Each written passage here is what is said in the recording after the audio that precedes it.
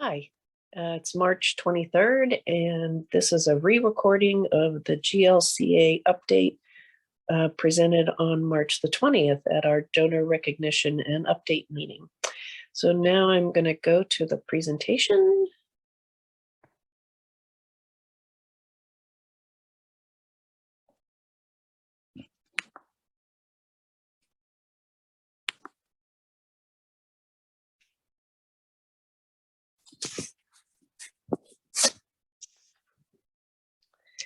I just want to say thank you for anybody that's taking the time to watch.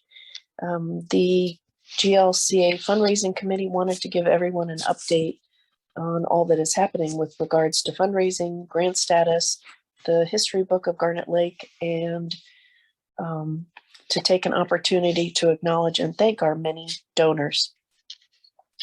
I'm going to cover the fundraising and contract updates, and then Paul Beer, and Bob Wiltenberg will address our many and significant donors.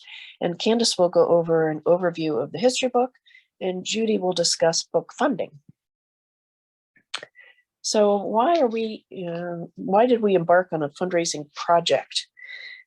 This is a picture of a historical map that shows what happens when there's no dam at Garnet Lake. The picture, the map on the left, shows that Garnet Lake becomes basically a pond, and the southern end of the lake becomes either wetlands or dries up. And give some credit to George Zimmerman for finding this historical map.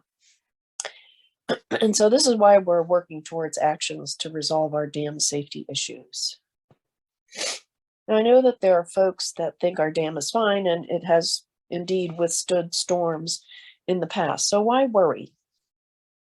This is a short video of the effects or after effects of the Halloween storm in 2019. It got pretty exciting around here. You can see in the background the water going over the auxiliary spillway. And it's hard to tell from this vantage point how much water actually is going over the spillway. Here's a picture that our resident photographer, Bob Manning, took from the western side, and you can see there's a significant amount of water crossing the road there. It was 10 inches or so.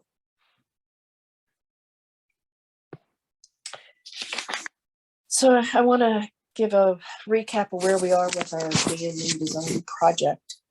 After years of waiting for the DEC grant, it came out in spring of 21. We applied in June. In November, we heard that we were awarded our entire request of $80,000. And the complete project, design project, is expected to cost $123,600. We also learned last November that the town had put aside $15,000 in their budget to help with the Dam Bridge Road design project. So this past February, the association entered into a contract with CT Mail for $80,000. And this is the first part of the dam design project. It will entail some survey work, and then 5 different potential designs, and then the selection of one of those designs that meets the necessary requirements. Also in February of this year, the town of Johnsburg entered into a contract with CT Mail to assist with the design project. And finally, we have signed a contract with the DEC for the design grant. That contract has gone back to the state for the final review process. And I just want to say how much I and the board of directors appreciate Jeffrey Pohl's professional help through the fundraising efforts and through the contract negotiations. He has been a tremendous asset and help to GLCA. And I love this picture of Jeffrey. He has been an incredible resource. And thank you again, Jeffrey, for your help. So obtaining the grant required that the association to have matching dollars of 35% of now the 123,600. And due to the foresight of the past GLCA leadership, we have the matching funds on hand in our dam fund. All the years of dam assessments have fortunately added up.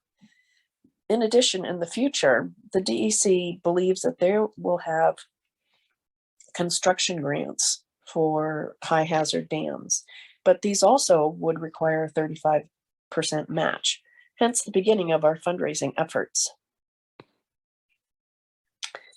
So the fundraising committee started meeting in August after our annual meeting last year. We've been meeting consistently since then. We went about setting up structures to support fundraising. The website was updated to accept donations, and with the authority from the board of directors, we opened a brokerage account in order to accept stocks. We did some solicitation before going public last November, and since then, we've had 58 discrete donors. We've had 31 out of 48 homeowners participate, and our total raised to date is $652,142.62. Now, we don't know specifically how much we need, but we know we're going to need 35% of whatever the reconstruction of the dam is going to cost. So if that costs us $3 million, we're going to need $1 million. That is not an easy amount of money to raise in a short period of time. We've seen some positive side effects of the campaign. And no, not baby deer, but who doesn't like babies? We've had a non-resident join the association. We have many donors who have donated to our campaign because of the relationship with homeowners here. Paul Beer is a rock star in this category. He's added 10 additional donors, a role model for all of us. The campaign has also provided an opportunity to share our story, which we did at a town board meeting last November, which was well received. All good things to get the word out. There has been an argument made in the past that because the state owns so much of the lake shore, the state should pay their fair share. Garnet Lake has roughly 6 miles of shoreline. 2/3 of that are owned by New York State, or 66%. So the total design cost being $123,600, and then the DEC grant of $80,000, that comes to 65% of the cost. So I think it's fair to say that the state is paying their fair share via the grant dollars. In addition, for the town's part of the project, the $15,000 that they have allocated and contracted for makes up 34.4% of the match fund required, thus lowering the cost to GLCA, a true partner in finding solutions. So I think it's fair to say that things are looking up for GLCA, just like these lily pad flowers. I would be remiss if I didn't acknowledge and thank the members of our fundraising committee. We have been more successful than we ever dreamed, and it's because of them and all of our unbelievably generous donors. A huge thank you to, on the left, Paul Beer, who spurred on the fundraising initiative and who has given invaluable insight into how to proceed. And he has single-handedly managed our webpage and set up the donor status board for the campaign, a time-consuming and tedious task. On the right is Bob Wiltenberg, whose many years in academia has given him and us a wealth of information on how fundraising works and how to apply those lessons to our campaign. On the left is Marianne Siniapkin, who, despite being a new Garnet Lake resident, jumped right in. She's been at the heart of our publicity, the queen of drafting a message, essentially our communication director. And on the right, Ed Yon, also a new resident and partner to Marianne, who also jumped in to assist without hesitation. Ed has a talent for seeing a perspective that others may not, which has been incredibly helpful. He has been a great addition to our team.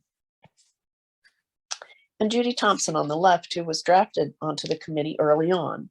We realized we needed an experienced communicator and editor extraordinaire. She has a talent for the words and has been an invaluable member to our group. And finally, Diane Burgess, who was also drafted early onto the committee for her finance skills and to help with the necessary but tedious work of tracking the goes-ins and goes-outs of the finances.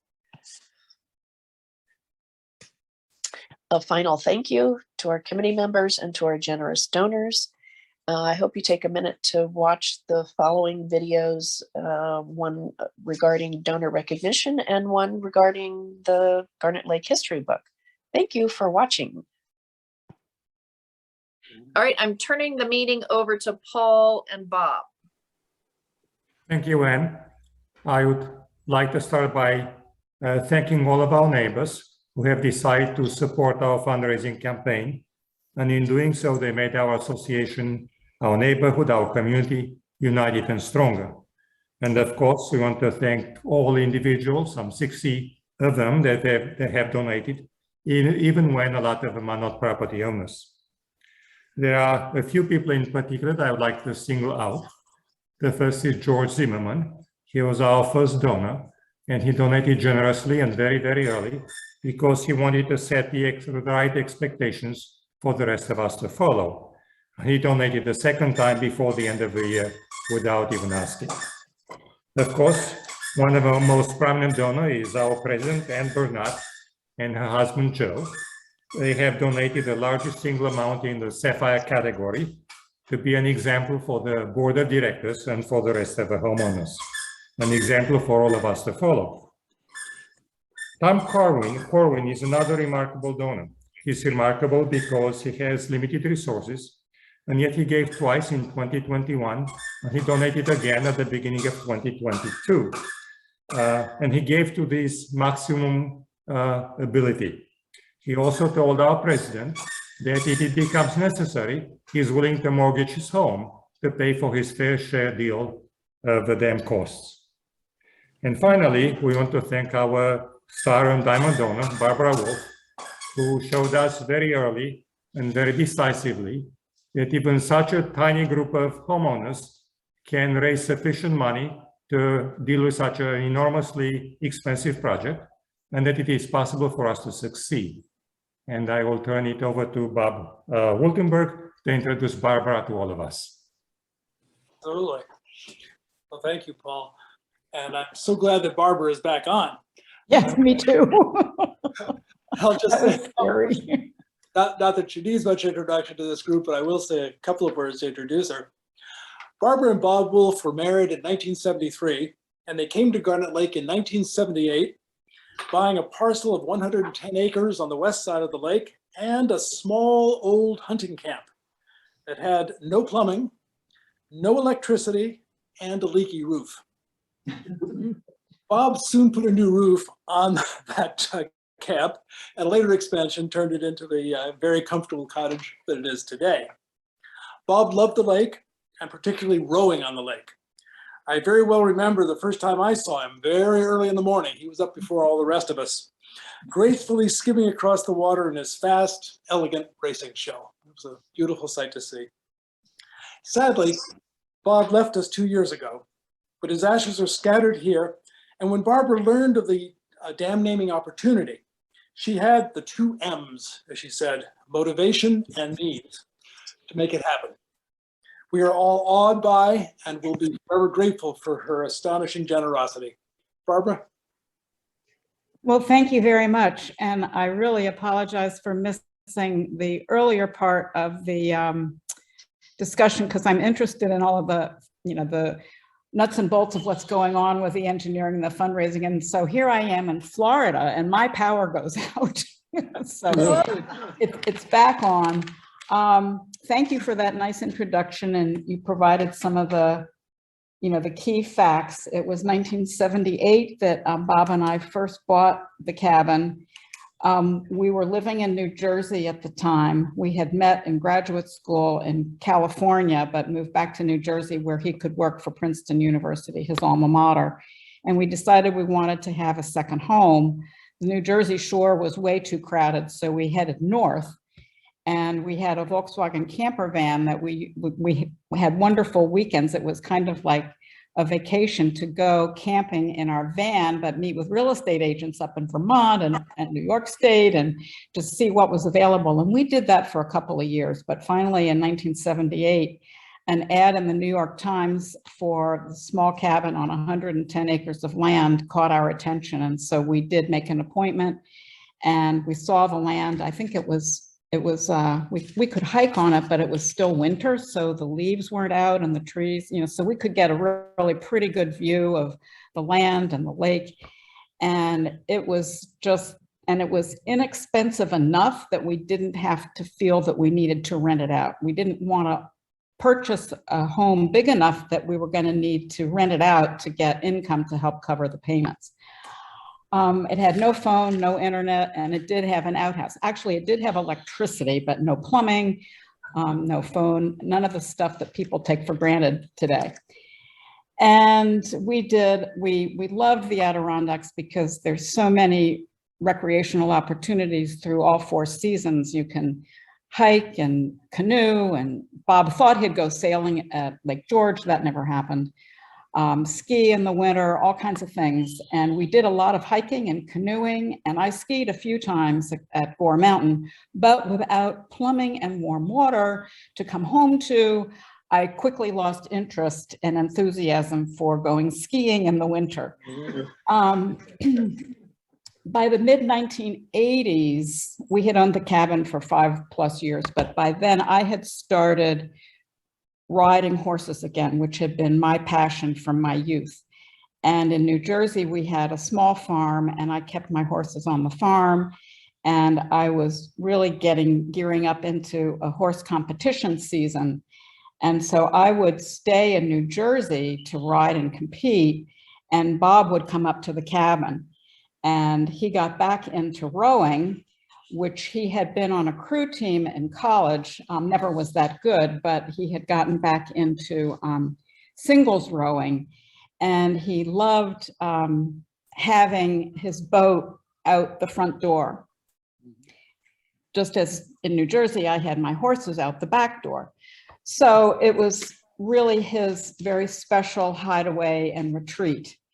I think it was early 1990s. It was in the early 1990s. We decided that going to the outhouse in the middle of the night was no longer going to be acceptable as we were getting older. So we decided it was time to do an addition to the cabin, which is the way you see it now. I'm just kind of taking for granted everybody knows which is the Wolfe cabin on the far side of the lake. Okay. We put on, so early 1990s, we brought in plumbing. We had a well dug. Well, the well was there, but we had it connected. We had a septic system built. We added a real kitchen and a real bathroom and 2 bedrooms upstairs, a great room downstairs, and the screen porch. And so Bob was in heaven. He could come up, and I'd stay back in New Jersey a lot, but he'd come up for 10 days or 2 weeks sometimes with one of our dogs. He could go out and row in the morning. Garnet Lake is perfect for sculling. I don't know if any of you have tried it, but the distance is a really good distance.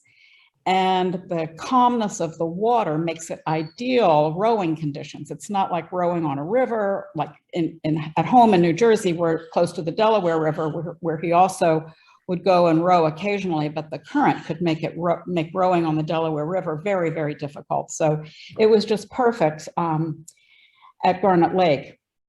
Let's see. As he was getting back into rowing, he thought that he was going to get more fit.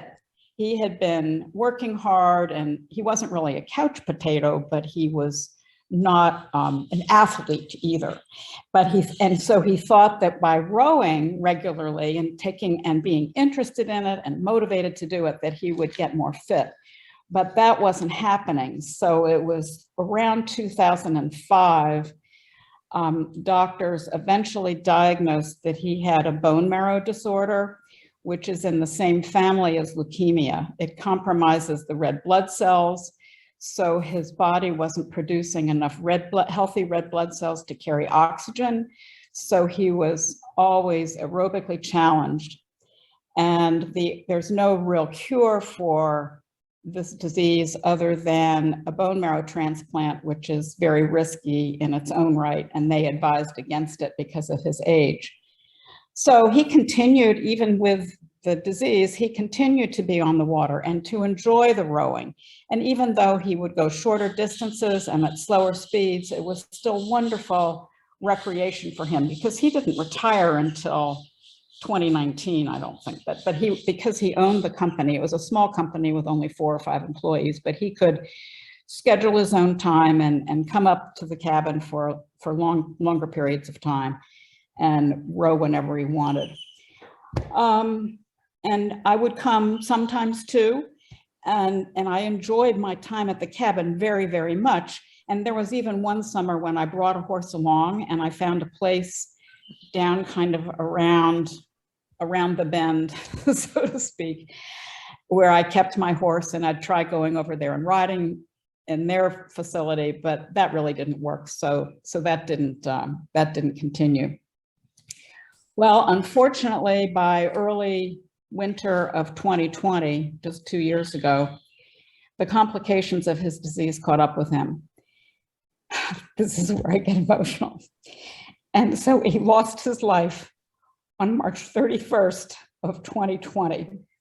He died in Florida, where we have a home, where I am now, and I had his body cremated. With the entire Burgess family, you all know my brother John and his wife Diane and their 3 kids. We had a small family memorial event for Bob in the summer of 2020 and sprinkled some ashes in the lake. And I held a small memorial service for him here in April of 2021.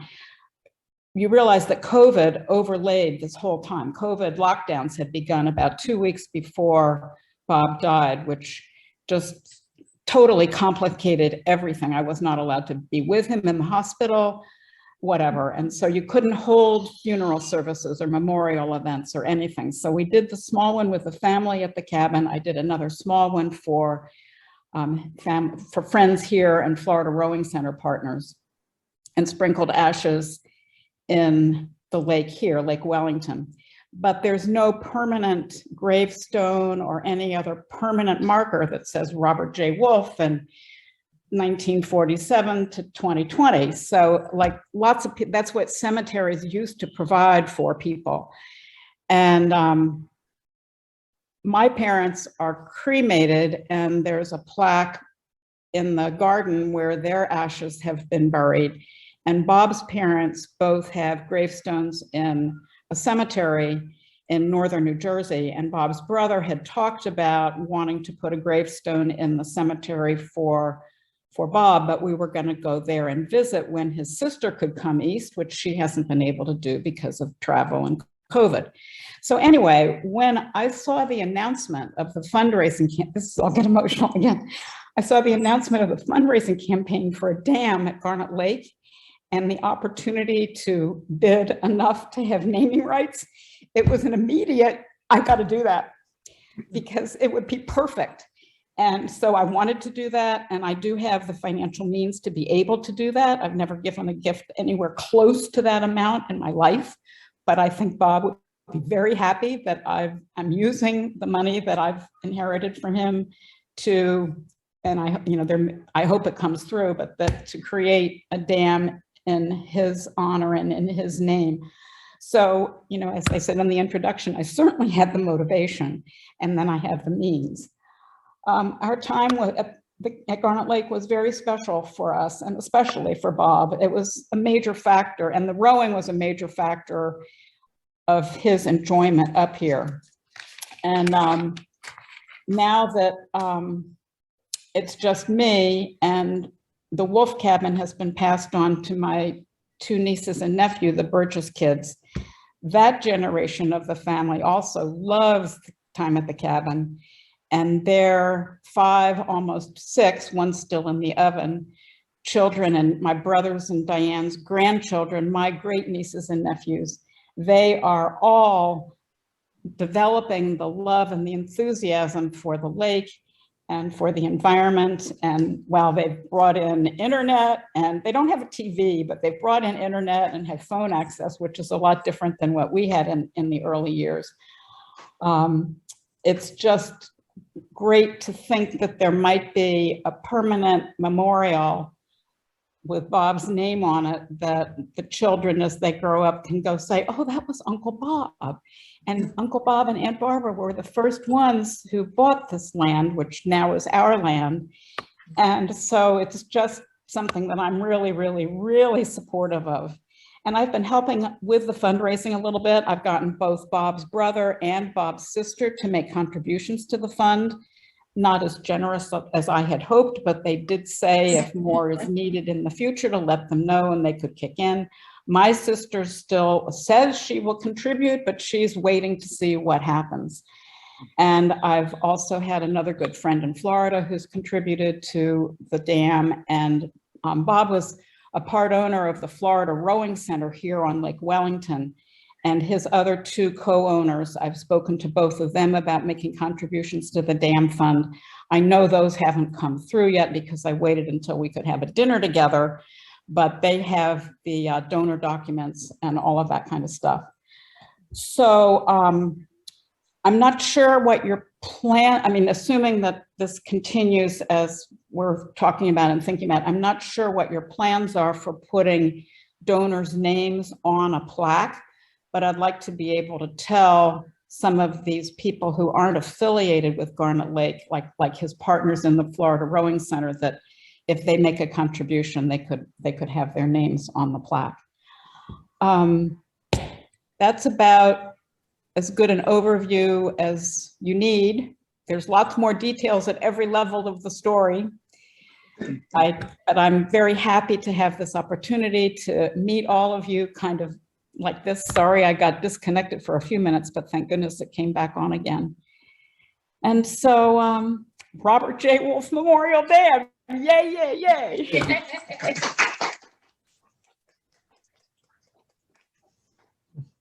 Thank you so much for your generosity. Yes. It's my pleasure. Absolutely. Yeah. And we will take that to heart about acknowledging donors somehow, some way. Well, it's probably earlier than, there's still a lot of preliminary stuff before we get to that point, but. Yeah. Any questions? Anything anybody wants to ask? Well, we hope you would come up here sometimes coming summer. And I will be coming up sometime in the summer. I'm waiting to have that visit scheduled with John and Diane and two of their kids and grandkids, and the third will depend on the baby's due in June and how that new baby is doing, and will the baby be healthy and can they travel or not. So that it probably, I mean, John and Diane are on the call today, maybe August.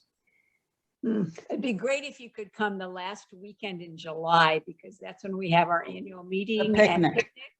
And it would be great, just to have people be able to thank you personally. Well, I could probably arrange to do that even if the Burgess family vacation was later. I see Diane nodding. Yeah. Last weekend in July. We could talk about it. Okay. You can either stay at our place or your right, because my cabin won't have been opened up yet. Well, who knows? And I never learned how to drain the water. My niece Jillian is the architect, and she knows how to do all of that kind of stuff, which Bob always took care of, but I would be a disaster if I had to turn the water on and then drain it. So thank you, Diane. Yeah, I'll just plan on that. Super. Bob and Paul, did you have any other comments, or should we turn it over to Candace? I'm for Candace. Let's turn it over to Candace. Okay. Well, Candace, I've made you the host. Oh, you have? Okay, great. Well, this will, at the beginning, I won't need that because I'm going to just briefly tell you about the history of this book project, and then we'll get into actually seeing some preview of what the book will look like. So here's a brief background. A few years ago, the GLCA approached me and asked if I would be willing to think about writing a history of the lake. And I have done this before. Bob is going to show you, this is proof that I've done it before. I actually do this professionally. I've written 14 books actually, but he's going to show, wait, are you going to hold them up? Hold them up. That's one neighbor. It's a historic neighborhood in St. Louis. This is one on St. Louis Children's Hospital, a history, and the most recent one is a history of a Black hospital in St. Louis, just came out a few weeks ago. So I volunteered to do it, and I thought this would be a great project. And projects of this kind have two major components to them. One is research and one is interviewing. And so just briefly, I'll tell you that for the research part of it, I went to archives, like, for instance, the Warren County Archive. There's a Warren County archivist. We worked together to look at the Garnet Lake materials. There's a Johnsburg Historical Society, and I went there too and worked with Dina Wood, who's the historian, and got a lot of materials there. Research also involves looking at contemporary newspaper articles. So there's a wonderful newspaper site called Fulton Postcards. It aggregates newspapers from around the Adirondacks and nearby communities. So I looked at that very carefully, as well as newspapers.com, which aggregates newspapers around the country. So all of that research took place, and more things that I could tell you about another time. But I also interviewed people, put some people off the lake. Like there's this wonderful brother and sister team of people I interviewed, Jay Putnam and his sister Myrtle Putnam Bice, who used to live at the foot of Crane Mountain in that the old Putnam farm. They lived there in the 1940s when there was no electricity, they had no radio, they were cut off completely from everything. And so Jay Putnam and his sister told me stories about the olden days and what it was like in the area, what Garnet Lake was like back then. So that was a lot of fun. And then I also, most of all, and this took the bulk of the time really, talked or wrote to every household around the lake to get information, to interview people. And only one family elected not to participate in this project, and that's Kevin Maxim. But everybody else was very cooperative, and some people were more than cooperative. They were just so helpful. They, the Borden family loaned me pieces of their journal, the family journal from Garnet Lake. The Dowlings did the same thing. Ann Arsenault gave me a journal and letters that her ancestor, the Boyce ancestor, who bought so much property where the Stewarts and the Beers and the Blue House, Merle and George's house, where all that was located. You know, there were these journals that covered all of that, the purchase of that property, the building of those buildings. So I had all that to draw upon too. So what emerged from all of this, now I'm gonna try to show you the cover of the book itself. Okay, let's keep your fingers crossed, folks. Should get bigger now.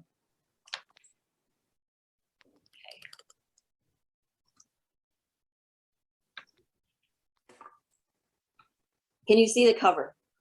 Yep. Yeah. Okay, well, this is the cover of the book.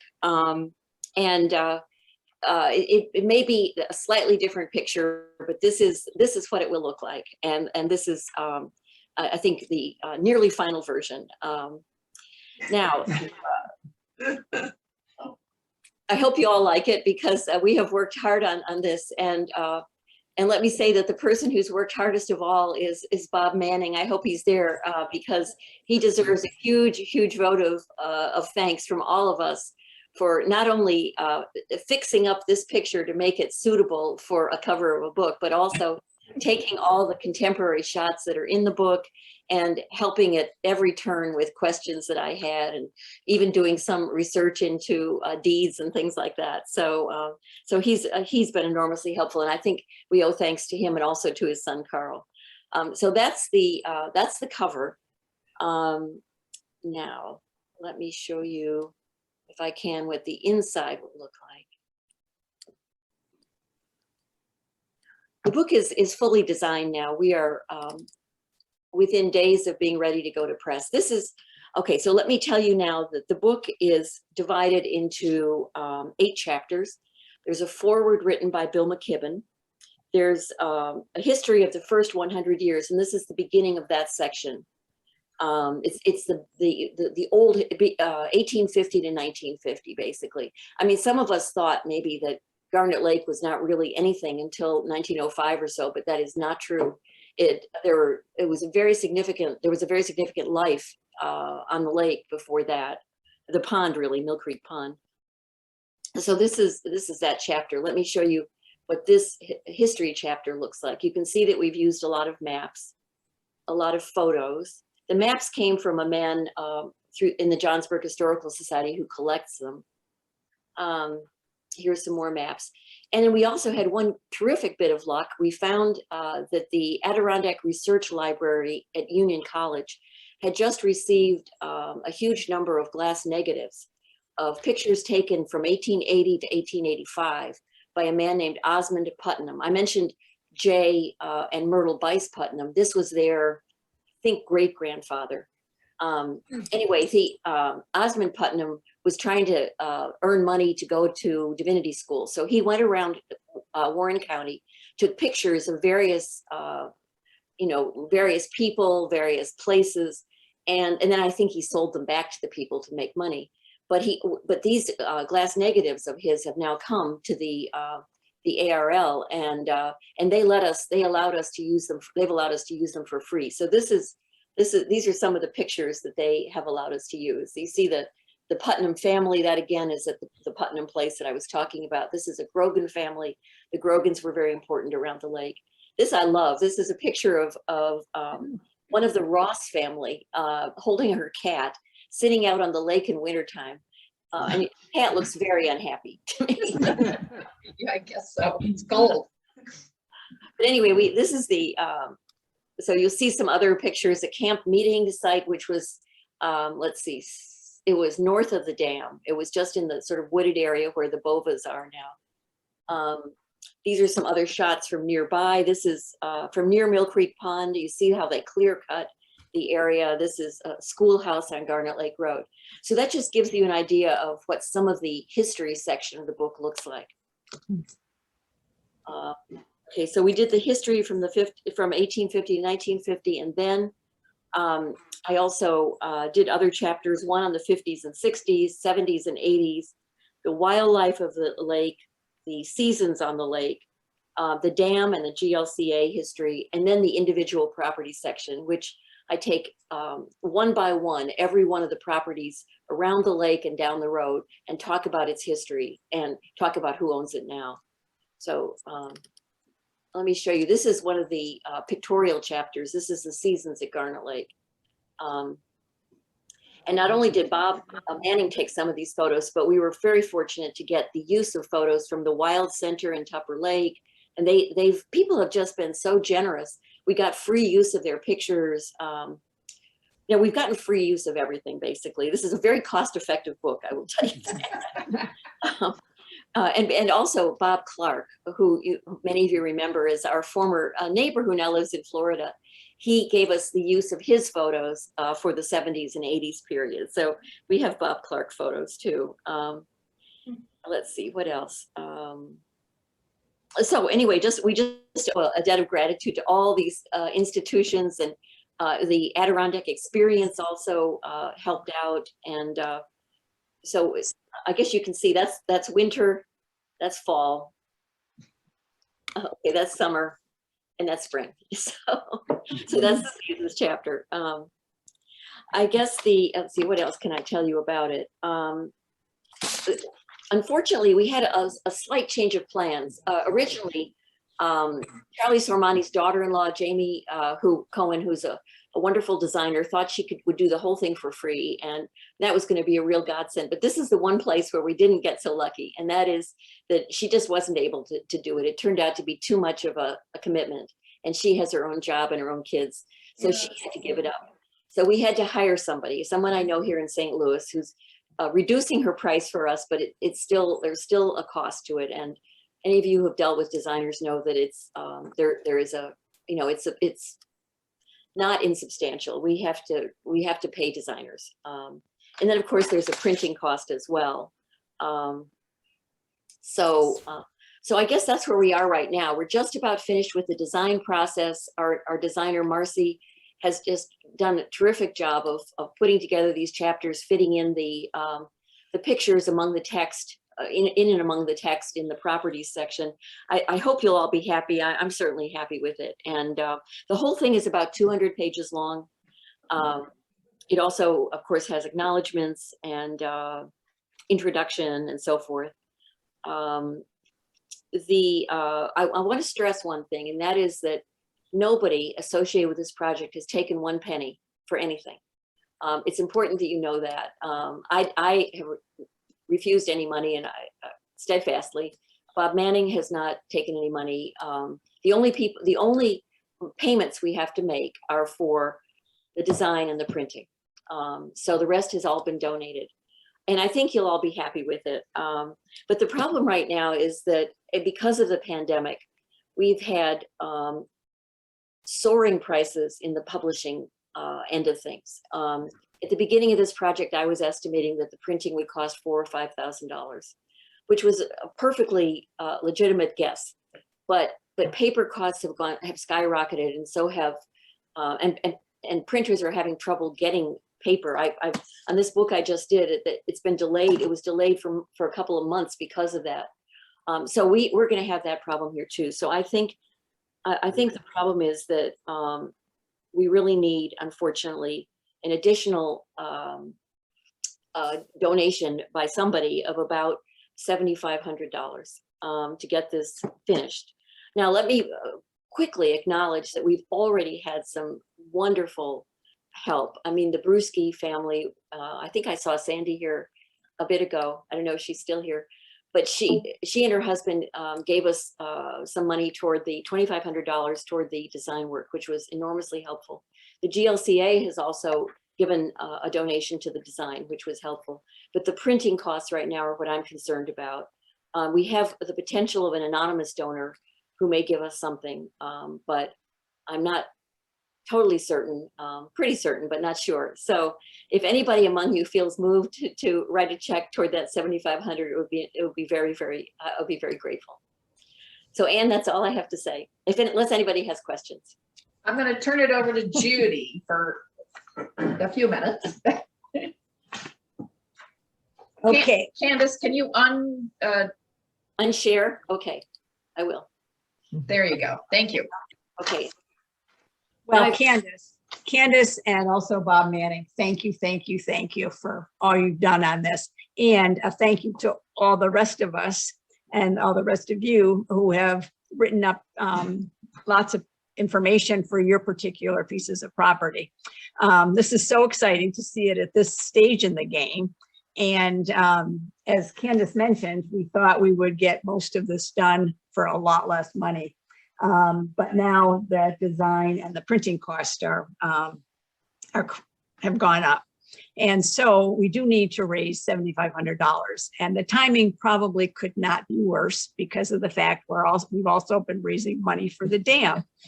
But I really want to appeal to you, and we will appeal to others out there as well, to see what you can do to support this effort, because thousands and thousands of hours have gone into this book. It's going to be fantastic. Our kids, grandkids, the people of our generation are going to appreciate it. People coming down the pike will love to look back at this book and find the history.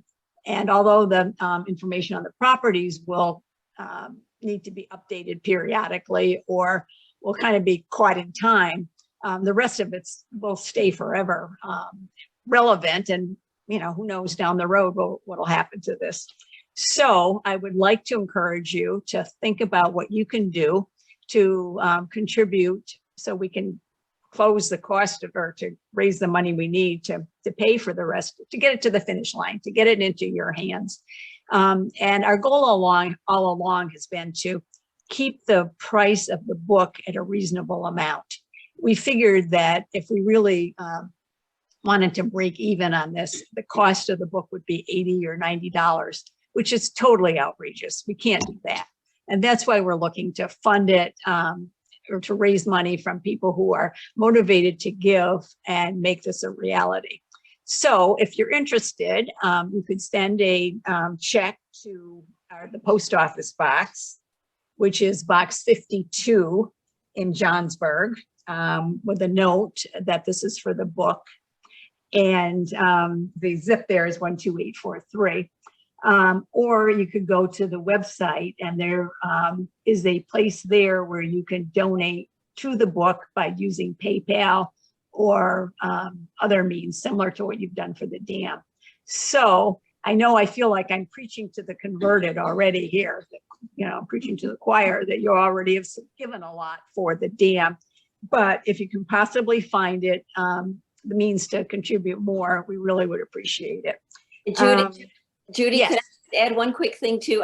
One thing I forgot to mention, which I think might tantalize you, is that that one thing that I turned up in doing all this research were a lot of stories about different properties, stories that you may not have heard. I'll just tell you very briefly about 3 of them. So this will pique your one is that, I think Diane and John know this, and I don't know, Barbara, if you do, but at one point, a man owned the Wolfe Camp, who became known as the Jewish Santa Claus. It's a great story. I won't tell you the whole story because now you have to buy the book to hear it. But anyway, it's a wonderful story about a very generous man who once owned the Wolfe Camp.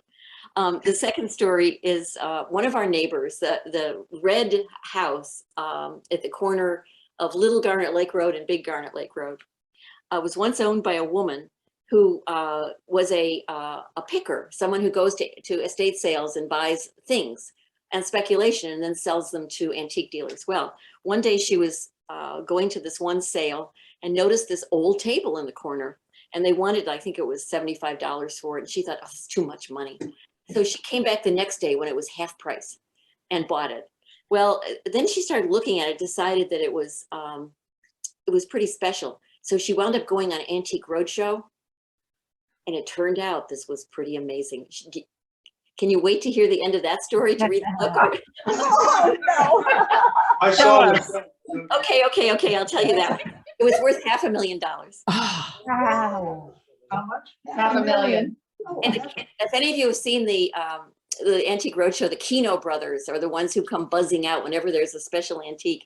And both Kino brothers were there. And they said to her at the end, lady, I want to go to the same yard sales that you go to.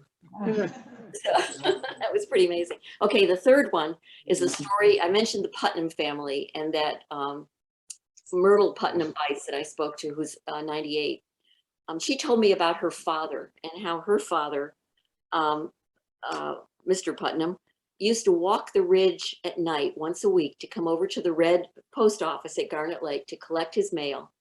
And that's the only time he got to listen into a radio, because his family was completely cut off from anything where they lived. So this one night in early December 1941, he walked the ridge in the dark across to through the snowy landscape over to this red house. And the postmistress invited him in, gave him his mail and said, would you like to sit down and listen to the radio for a bit? And he said, sure. So he sat down, and guess what he heard? He heard President Franklin Roosevelt talking about the day that would live in infamy. And that's how he learned that the United States was at war, that Pearl Harbor had been bombed, the United States was at war. And he got up and he ran back across that ridge to his family, woke everybody up and said, we are at war. And so that's one thing that Myrtle Bice never forgot. And she was 98 years old.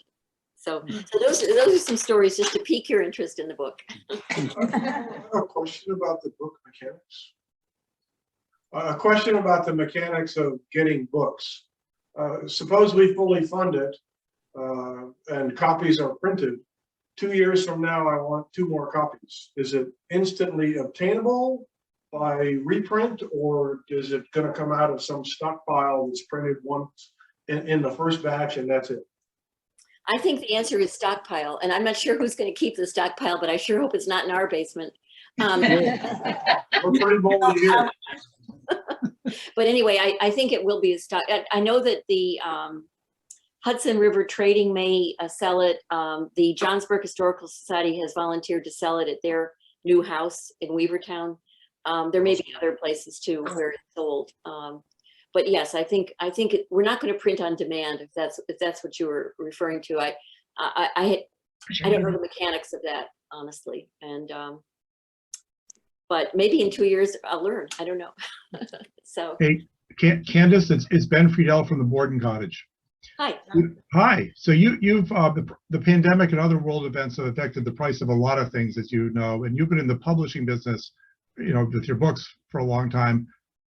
what's the likelihood that the price of printing is going to come back down? I assume it will at some point. I don't know, does anything ever come back down again? Maybe. Sure. Housing prices are off the charts right now. They're going to come down. I think so. Believe it or not, gas prices are going. I mean, things go up and down. I'm just asking from your No, experience. I was just teasing, Ben. I don't know, and I don't know enough to predict, frankly. Yeah. Let's hope they do. And if you're asking, can we wait and print, 6 months from now? I suppose we could, but I don't think it's going to be a matter of much more than 1,000 or maybe 2,000 at most that we're talking about here.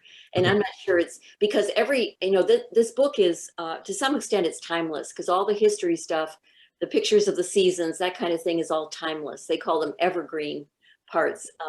But then there are parts that are not timeless. The various property histories. I've been scrambling to keep those up to date as during this process, as properties have been sold, new owners come in, I have to, change that.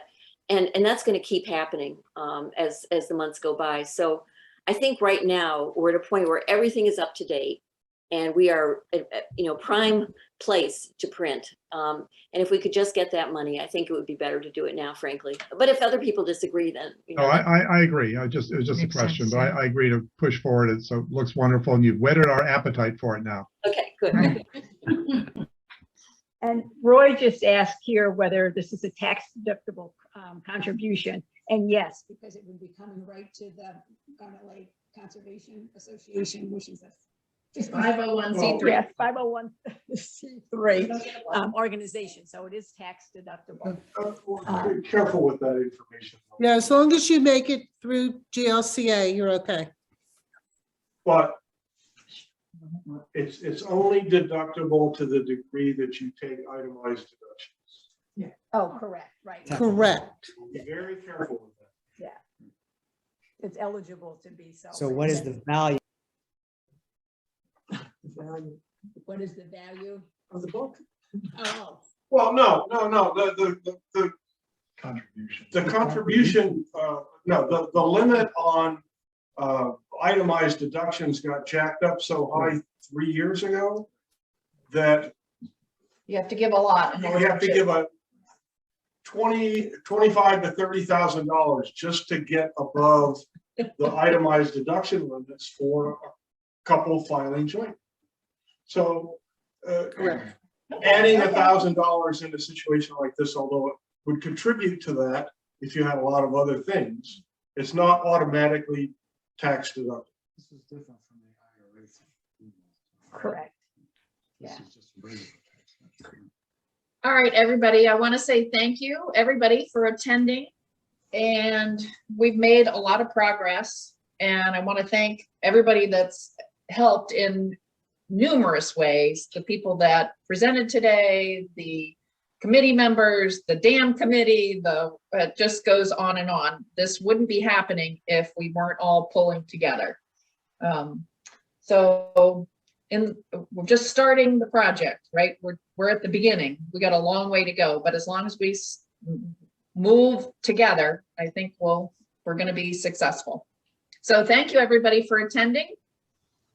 Thank you. Thank you. Thank you. Thank for- you In all. July. Thank you. I'll see you in July. Great. Thank you very much. Cheers. Thank you, everybody. Cheers. Down here. Wow.